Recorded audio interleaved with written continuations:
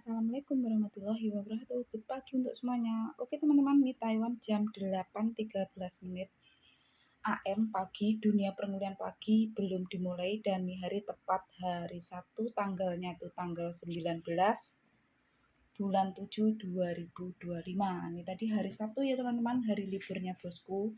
Jadi hari libur bosku, Sabtu Minggu, hari libur lainnya tuh aku justru Merdeka 45 teman-teman. Pada bangun siang, para bos ini tadi tumben golongan pada bangun siang. Kalau aku pribadi sudah bangun dari malam-malam teman-teman ya, dari sholat tahajud. Ini tadi tumben aku habis sholat tahajud, aku tidur lagi teman-teman, terus bangun sholat subuh.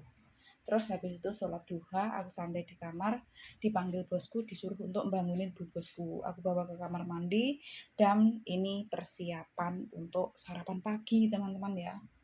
Nah, nggak terasa teman-teman, aku ikut satu bus merawat satu pasien, tidak kenal cuti liburan pribadi tetap happy, tidak kenal mas-mas TKL Taiwan juga biasa saja, dari ujung rambut sampai ujung kaki real. Masih ori dari pusat juga tetap bersyukur saja teman-teman. Sudah 12 tahun 4 bulan untuk tahun 2025 bulan 7 ini teman-teman ikut satu bos. Nah, udah cuti 3 kali teman-teman dan mau 4 kali ya teman-teman ya. Semangat dan semangat berjuang untuk keluarga, terutama untuk anakku ya teman-teman ya, dan kedua orang tuaku. Ya, kebahagiaan anak dan kebahagiaan kedua orang tuaku itu harus aku benar-benar perjuangkan teman-teman ya, dan masa depan anakku masih panjang teman-teman. Jadi aku sebagai ibu yang menjadi tulang rusuk sekaligus tulang punggung teman-teman, aku harus semangat berjuang untuk anak. Jadi intinya pantang untuk menyerah teman-teman. Kalau dibilang capek enggak kerja puluhan tahun di luar negeri di Taiwan, kalau dibilang capek itu capek teman-teman, namanya kerja kita tidur aja capek ya teman-teman. Kalau kita ingin mendapatkan uang ya teman-teman, ingin merubah nasib yang lebih baik ya kita harus rela berjuang ya teman-teman, mandi keringat, capek, menahan rindu, menahan apa ya teman-teman deh, kangen sama keluarga karena berjauhan dengan anak ya teman-teman. Sebenarnya jadi TKW bukanlah suatu cita-citaku teman-teman, karena semalah keadaan ya teman-teman. Gara-gara aku jadi TKW Taiwan sering aku ceritakan ya, karena tertimpa musibah ratusan juta rupiah melayang tahun 2012 bulan 4, gara-gara para nasabah mantan suami yang tidak bertanggung jawab teman-teman ya. Nah, ibu mertua sudah rela jual truk satu-satunya rame untuk melayani materialan, biar nggak kejual nggak kesita. Rumah impian pertamaku baru aku bangun 1 tahun, berdiri tahun 2011 bulan 5, lantai 1 lantai 2 rumah samping, depan jalan raya strategis. Tapi masih kurang teman-teman, pada akhirnya aku rela meninggalkan karir usahaku yang sudah aku rintis selama 4 tahun. Pagi sore panas hujan bukanlah suatu penghalang, petir ya teman-teman, di jalan diserambi orang, di cakruan, di warung-warung orang, sambil menggendong anakku usia 1 tahun 2008 teman-teman ya. Itu aku merintis dengan modal yang sangat receh banget, 50.000, bukan uangku sendiri, yaitu uang tante DP-an baju teman-teman ya. Nah, ini ngomong-ngomong kita sambil menyiapin sarapan ya teman-teman ya. Nah, ini sarapan ibu bosku aku potong-potong dulu.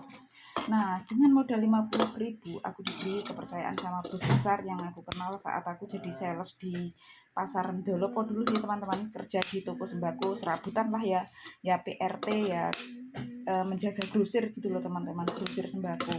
Jadi aku di dunia lapangan kayak di pasar-pasar, di toko juga teman-teman, terjunnya tuh.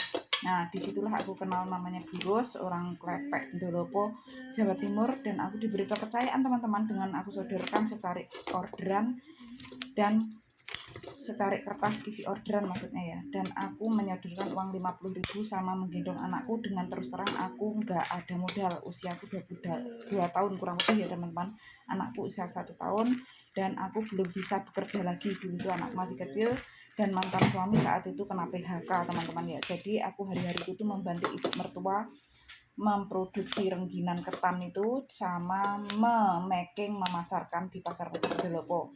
Terus aku mempunyai berpemikiran ingin mempunyai usaha sendiri, penghasilan sendiri, walaupun aku tidak mempunyai modal. Modalnya 50.000 uang depan baju dari tante itu tadi. Alhamdulillah tabarakallah aku diberi kepercayaan sama bos besar yang namanya Bu Ros, yang aku kenal saat jadi sales di pasar-pasar, di toko-toko, kerja di toko sembako itu tadi teman-teman ya, di Ndolopo, Ketawang. Nah pada akhirnya modal kepercayaan tidak aku nodai, aku pegang erat ya teman-teman ya. 2 minggu sekali aku setor uang, ambil barang, retur barang lama, tukar barang baru, tukar warna, seperti itu seterusnya prosesnya sampai benar-benar aku tuh bisa mempunyai modal, bisa berdiri sendiri teman-teman ya. Dan singkat kata singkat cerita saja, mantan suami itu dipanggil lagi teman-teman, dan masuk kerja lagi, jadi ada pemasukan. Nah, otomatis uangnya setiap bulan dikasihkan aku, tidak aku buat foya-foya, tidak buat hambur-hamburan, aku buat masukkan modal.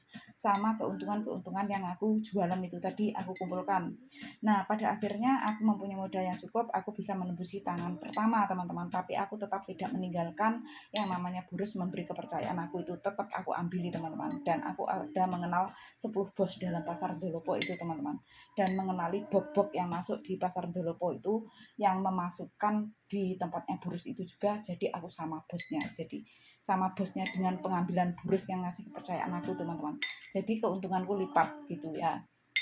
Singkat kata singkat cerita saja, aku bukan cuma jualan baju saja, pada akhirnya aku bisa jualan sepatu, tas, sandal, aksesoris. Nah, sama jualan sayur fresh hasil bertani sendiri, sama pulaan di pertanian teman-teman ya, untuk selingan. Nah, sama di rumah jualan sembako lengkap teman-teman ya, ibuku yang nunggu. Dan selingan sore kalau aku tuh nggak jualan keliling baju sepatu sandal tas ya teman-teman, aku tuh keliling yang daerah Ponorogo tuh ada 20 desa teman-teman. Selain di Madiun Dolopo di daerah mantan suamiku ya teman-teman, yang aku bangun rumah impian yang pertama itu tadi sebelum jadi TKW Taiwan, sebelum terkena musibah ratusan juta rupiah melayang itu tadi. Nah di situ juga banyak aku keliling berapa daerah saja ya teman-teman di situ ya. Nah, singkat kata singkat cerita saja, pada akhirnya kalau aku nggak keliling baju sepatu sandal tas sore teman-teman, itu aku keliling menu, yaitu lontong sayur, lontong pecel, lontong kecap, aneka gorengan, aneka jajan anak-anak seperti itu. Nah, Ramadan menjelang lebaran aku jualan aneka jajan lebaran teman-teman. Bentar teman-teman, nyuapi bu bosku nggak sabar nih, ngeng kayak cilek. Kalau cenpa buka senjing, nih sencak biuliang, buka senjing cenpa. Ini cenpa senjing cek, masih buka senjing ya. Kayak punya kantong tito, bosku tuh apa teman-teman, teriak-teriak teman-teman kalau tahu makanan. Nah singkat kata singkat cerita saja ya teman-teman ya. Pada akhirnya aku tuh setiap hari tuh keliling setengah 9 pagi itu ya, sama gendong anakku. Kalau anak nggak bisa ditilap itu jam setengah 9 pagi aku tuh udah keliling. Nah kadang itu kalau tanteku lagi jaring ikan banyak ya teman-teman, tanteku itu bisa menjaring ikan tapi tidak bisa menjual gitu loh teman-teman ya. Jadi pagi-pagi jam 6 itu sudah aku kelilingkan, aku naik sepeda ontel itu loh teman-teman, sepeda pancal ya teman-teman ya, sama keliling wader, ikan wader yang kecil-kecil itu loh, dibotok gitu teman-teman ya. Dan aku kelilingkan di tetangga desaku ya, sama pelanggan bajuku juga itu. Nah di situ sebentar saja habis, terus aku pulang, aku mandi, persiapan untuk keliling daganganku sendiri kayak sepatu, sandal, tas, baju itu tadi. Nah karena